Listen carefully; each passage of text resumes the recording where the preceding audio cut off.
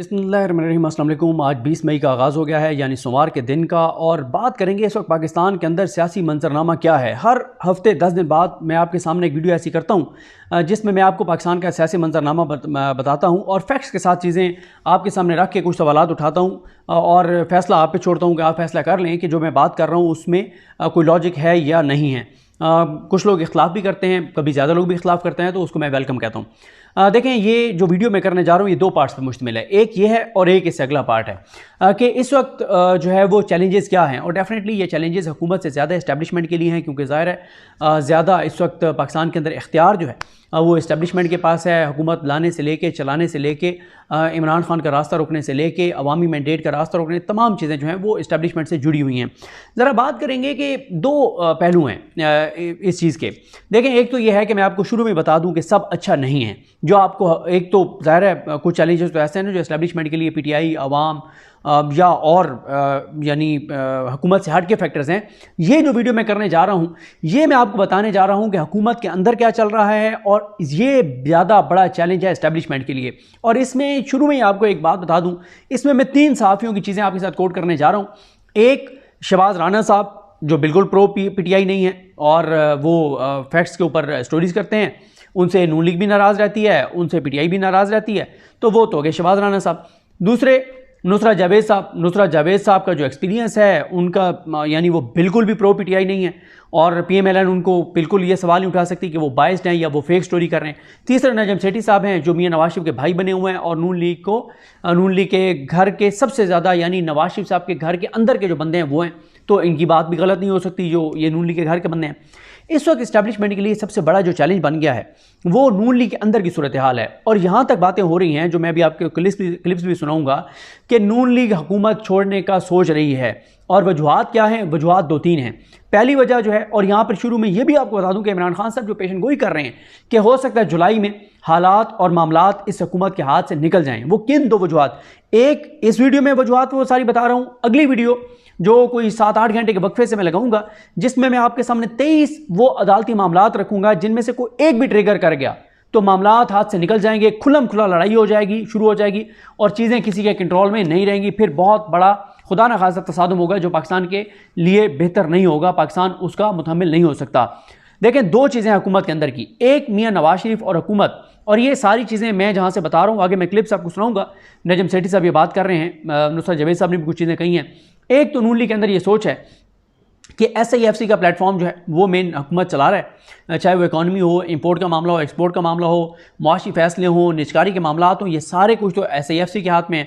दूसरा ये है कि वज़ीर वो उधर औरंगज़ेब साहब वज़ीर ख़जाना हैं, वो नून लीग के नहीं हैं। वज़ीर दाखिला मोहसिन नकवी साहब वो नून लीग के नहीं हैं, और नून लीग के तो इख्तियार में कुछ ही नहीं है। और मियां नवाज शरीफ ये चाहते हैं कि कुछ ना कुछ नून लीग को वापस दिया जाए, और उसके लिए नवाज शरीफ ये चाहते हैं कि राना सनौल्ला को जो है वो बनाया जाए, वज़ीर मुशीर दाखिला बनाया जाए, और मोहसिन नकवी को साइड लाइन किया जाए।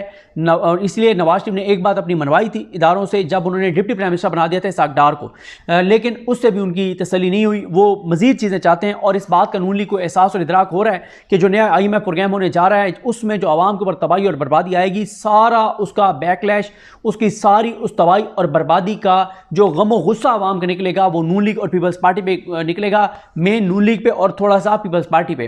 तो ये एक सारा जो है वो मामला है। अब मैं आपको ये पहले बता देता हूँ शहबाज राना साहब क्या कह रहे हैं, फिर हम उस पर आते हैं कि वो नुसरत जावेद साहब क्या कह रहे हैं और नजम सेठी साहब क्या कह रहे हैं। यहाँ तक बातें हो रही हैं कि शहबाज शरीफ मुस्ताफ़ी हो सकते हैं, नून लीग हुकूमत छोड़ सकती है, और ये 2 वजूहात से, एक वही कि अगर इनको स्पेस कुछ ना कुछ इस्टेब्लिशमेंट ना दी, एक ये वजह है। दूसरा यह है कि अगर इन्वेस्टमेंट नहीं आती और तबाहकुन बजट देना पड़ता है तो उस पर भी बातें शुरू हो गई हैं कि शहबाज शरीफ मुस्ताफ़ी हो सकते हैं। मैं नहीं कह रहा, मैं कहता तो कहते ये टेबल स्टोरी कर रहा है, झूठ बोल रहा है, फैब्रिकेटेड चीज़ें कर रहा है। भाई मैं आपको सुना देता हूँ कौन कह रहा है। पहले आ जाए शहबाज राना साहब पर। शहबाज राना साहब कहते हैं कि IMF की टीम जो पाकिस्तान में मौजूद है वो असेस कर रही है कि ये हुकूमत सियासी तौर पर कितनी मजबूत है, ये अहम फैसले कर भी सकती है या नहीं कर सकती, पहली चीज़। और ये भी बड़ा धचका लगा था जब IMF ने अपनी रिपोर्ट में लिख दिया था पाकिस्तान के अंदर सियासी अदम इस्तेहकाम का, और इस चीज़ का कि पीटीआई ने सबसे ज़्यादा वोट लिए। ये बड़ा धचका था पाकिस्तान के इदारों और हुकूमत के लिए कि पाकिस्तान का तो इस वक्त मौक़िफ़ यह है कि पीटीआई को बहुत कम चंद फ़ीसद लोगों ने वोट दिया है और पीटीआई को रिजेक्ट कर दिया पाकिस्तान की आवाम की अक्सरियत ने।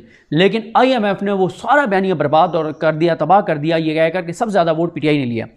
फिर उसके बाद शहबाज राना साहब कहते हैं कि आज़ाद जम्मू कश्मीर में जो कुछ हुआ उस पर हुकूमत ने जो 23 अरब की सब्सिडी दी, ये बहुत बड़ा सेटबैक था हुकूमत के लिए। IMF बजट को वेट करेगा, फिर वो बजट जो है वो पेश किया जाएगा। 7 से 10 दिन उन्होंने कहा कि देखें ना, ये एक किस वजह से एक वो है, आप कहें कि एक एतमाद नहीं है हुकूमत और हुकूमत के वज़रा पे, कि वज़ीर ख़ज़ाना ने कहा कि 7 से 10 दिन में IMF की टीम आएगी, लेकिन 48 घंटों के अंदर अंदर IMF की टीम आ गई थी। इसका मतलब है कि उन्होंने झूठ बोला था वज़ीर ख़ज़ाना साहब ने, जो कि उनको नहीं बोलना चाहिए था। यह वज़ीर ख़ज़ाना जिसने भी हुकूमती किसी शख्सियत ने प्रेस कॉन्फ्रेंस की थी, उनका हवाला है। उसके बाद जुलाई के महीने में बेतहाशा इजाफा होने जा रहा है। बिजली मुख्तलिफ कोई 3 किस्म की उसमें एक मद में इजाफा है, फिर दूसरी मद में इजाफा है, फिर तीसरी मद में इजाफा है। और बता रहे हैं शहबाज राना साहब के पिछले साल अगस्त में जो आवाम को झटका और धचका लगा था, उससे कई गुना ज़्यादा झटका आवाम को लगेगा पावर सेक्टर के लिए। और जो वो महंगी करेंगे बिजली, फिर भी वो पावर सेक्टर के लिए वायबल नहीं होगी। सर्कुलर डेट कम नहीं होगा, बढ़ेगा। बिजली की खपत नहीं बढ़ रही, वो कम हो रही है। और कामरान यूसुफ साहब ने कहा, उन्होंने कहा कि यह भी कहा जा रहा है कि कश्मीर में जो हुआ वो एक झलक था और खुदा न खास्ता इसी तरह से चीज़ें और भी जगहों पर आउट ऑफ कंट्रोल हो सकती हैं, क्योंकि आपके सामने है कि KPK जिस तरह से धमकियां दे रहा है, KPK अलीमन गंडापुर से, वो आपके सामने है। उसके बाद जो एक और इम्पॉर्टेंट फिगर जो बताया है शहबाज राना साहब ने कि अगले साल का जो बजट पेश किया जा रहा है वो 18,000 अरब का है। और 18,000 अरब में से 9700 अरब, 9,700 अरब सिर्फ हमने कर्जों के ऊपर जो सूद अदा करना है उसकी माद में जाएगा। 18,000 अरब के बजट में से 9,700 सूद की माद में जाएगा। पिछले साल यह सूद की माद में गया था 7300 अरब, अब जाएगा 9,700, 2400 अरब सूद की मद में इजाफा हुए 2400 अरब। अब आप जरा अंदाजा लगाएं, ये 2400 अरब अगर आवाम पे खर्च होना होता, पाकिस्तान पे खर्च होना होता, पाकिस्तान के लोगों पर खर्च होना होता, हेल्थ के निज़ाम पे खर्च होना होता, ये तो हेल्थ कार्ड इन्होंने बंद कर दिया कि हमारे पास पैसे नहीं है। और 9700 अरब रुपया जो है वो हम सूद की मद में अदा करेंगे। 2100 अरब दिफाई बजट है, यानी अब आप दिफाई बजट और सूद को मिला लें तो पीछे कोई 5,000 अरब जो है वो पूरे साल के लिए, पूरे पाकिस्तान के लिए जो वफाक के ज़िम्मे चीज़ें हैं उस पर 5,000 अरब खर्च होगा, यानी तनख्वाहें भी, पेंशन भी, सारी चीज़ें। और सिर्फ दिफाई बजट और सूद, इन दो चीज़ों पर 12-13 हज़ार अरब रुपया जो है वो चला जाएगा पाकिस्तान का एक साल में।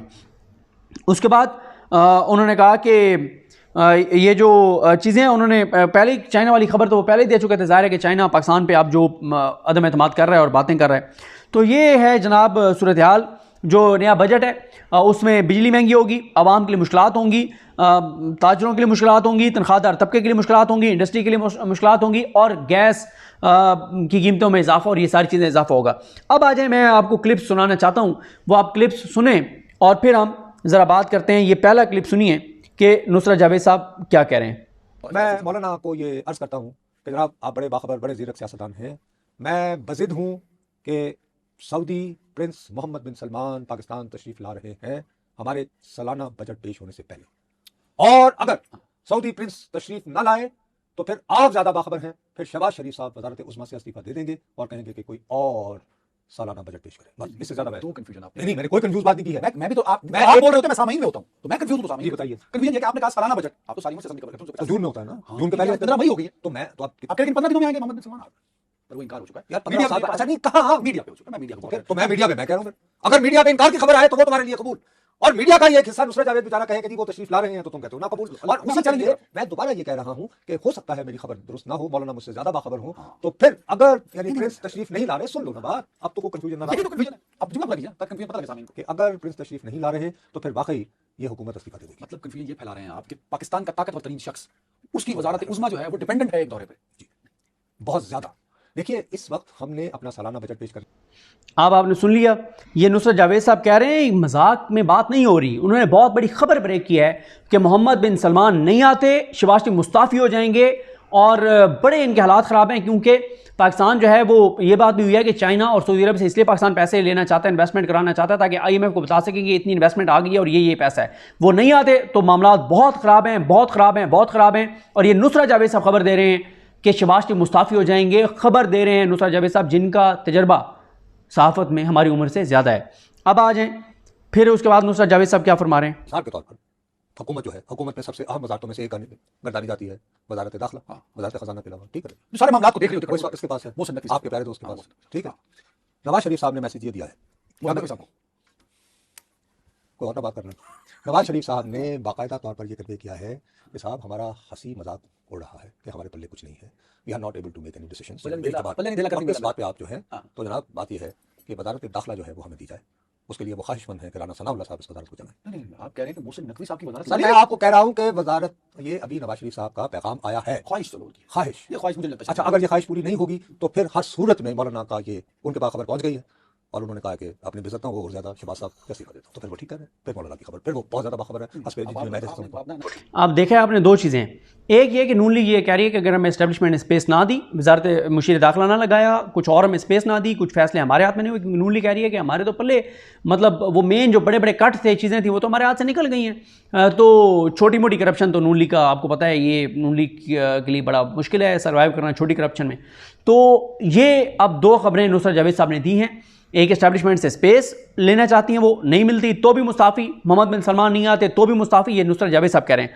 अब ज़रा सुनिए कि नजम सेठी साहब क्या कह रहे हैं, बहुत इंपॉर्टेंट है जो नजम सेठी साहब कह रहे हैं।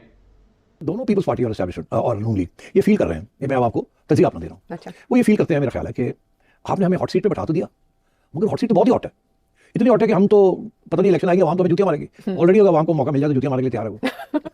और हमसे आप ये काम करवा रहे हैं, हमें तो कोई मजा नहीं आ रहा। ठीक है, हम पावर में आ गए, हमें मजा तो कोई नहीं आ रहा, हम तो अपनी सिफारिशें भी पूरी नहीं करवा सकते। हमारे पास लोग आते हैं जिसकी वजह से हम सियासतदान हैं कि हम लोगों के काम करते हैं, फिर लोगों से वोट दिलवाते हैं, फिर हम दफ्तर ऑफिस में आते हैं, फिर ऑफिस में आके हम छोटी मोटी इधर उधर की चीजें भी करते हैं, अपना रोजमर्रा की चाय पानी का भी इंतजाम होता है। तो आपने तो सारा बंद कर दिया, पावर आपने सारी ले ली, जिम्मेदारी सारी मेरे हमारे पे ठोक दी, ये मैं कब से कह रहा हूँ। तो अब ये थोड़ी हलचल हो रही है शुरू दोनों पार्टी के अंदर कि जी ये क्या बात हुई कि पावर सारा आपके पास, कौन यहाँ लगेगा कौन वहाँ लगेगा, हर चीज करने से पहले हमें आपको पूछना पड़ता है हर चीज। तो आप क्या करते हैं हमें बचाने के लिए, आपको ये कुछ करते हैं कार्रवाई कि हमें गाली ना पड़े। अच्छा। आप तो चुप करके बैठे रहते हैं पीछे, वो ठीक है नेशनल इंटरेस्ट ये वो वगैरह वो तो अपनी जगह है, मगर at the end of the day you are the national interest ना। तो अब इस बंदे को यहाँ लगाए नहीं, पहले हमसे क्लियरेंस ले, वो काम है ऐसे ना करें ऐसे करें, और फिर जब ब्लो बैक आती है सीधी हमारे पे आती है, हमें गाली पड़ती है, हमारा वोट जाता है और आपको तो कोई कहने वाला कुछ नहीं।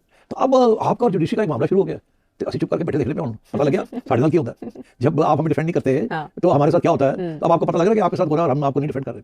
तो मेरा ख्याल है कि ये प्रेशर आया है वहां से कि जी आप डिफेंड करें हमें, मसला हल करें, दिस इज नॉट एक्सेप्टेबल। तो अब अगेन इन बेचारों के पास क्या चाह रहा है, कोई चाह रहा है, they have to obey orders. अगर ऑर्डर्स नहीं ओबे करते तो इनका जो वो फ्रांसीसी का लफ्ज है reason that's a reason to be, तो फिर इनकी मौजूदगी का क्या फायदा, किसको फायदा। अच्छा, तो ये रेफरी का रोल प्ले करने जा रहे हैं। तो ये अब वो कह रहे हैं, एस्टैब्लिशमेंट कह रही है कि ओए उठो, खड़े होकर सब डिफेंड करो। हम खुद तो नहीं कर सकते ना, हम तो खुफिया है ना, मगर हमें तो डिफेंड करें आप। और ये ओए टॉस हम आपको लाए, वो जवाब आंदा गलो नहीं, तुसी बड़ा सानू फेवर कीता, तुसी इमरान भी तुसी ले आए, सो साडी चुकाई की तुसी हुन, तो हुन तुसी फसे तो सानू तुसी ले आए हो। थोड़ा सा तो उन्होंने देख लिया ना, एंजॉय कर लिया। मतलब एक दूसरे के खिलाफ कहने को बहुत कुछ है, मगर दोनों जो है वो खौफजदा है एक ही पार्टी से, एक ही शख्स से, इसलिए वो बैठे हुए इकट्ठे। और जैसे अपने प्रॉब्लम्स हैं वो उनके ना कौड़ा कोट कर लिया, ठीक है, तो कौड़ा कोट करके बैठे एस्टैब्लिशमेंट भी, नून लीग भी, पीपल्स पार्टी बहुत कम, बिकॉज़ वो तो इस वक्त अच्छी पोजीशंस ले ली उन्होंने, जिम्मेदारी कोई नहीं है, वो तो जब पूरी काबीना में आएंगे तो फिर देखी जाएगी बात। मगर इस किस्म की सिचुएशन बनी हुई है, तो ये कहा गया है कि हमें डिफेंड करें।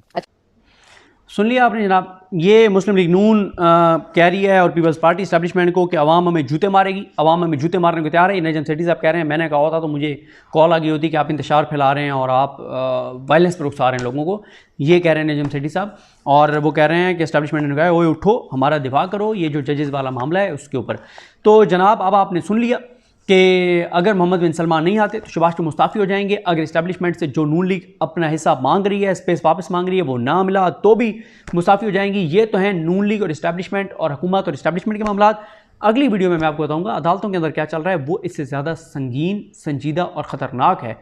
वहाँ पर अगर एक भी केस में मामला ट्रिगर हो गए तो मुझे लगता है चीज़ें हाथ से निकल जाएंगी और खुल्लम खुला लड़ाई शुरू हो जाएगी। नेक्स्ट वीडियो में बात करते हैं। मुझे अपने दो में याद रखें। अल्लाह करीम हम सब का हमें नाज़ हो। अल्लाह हाफ़िज़।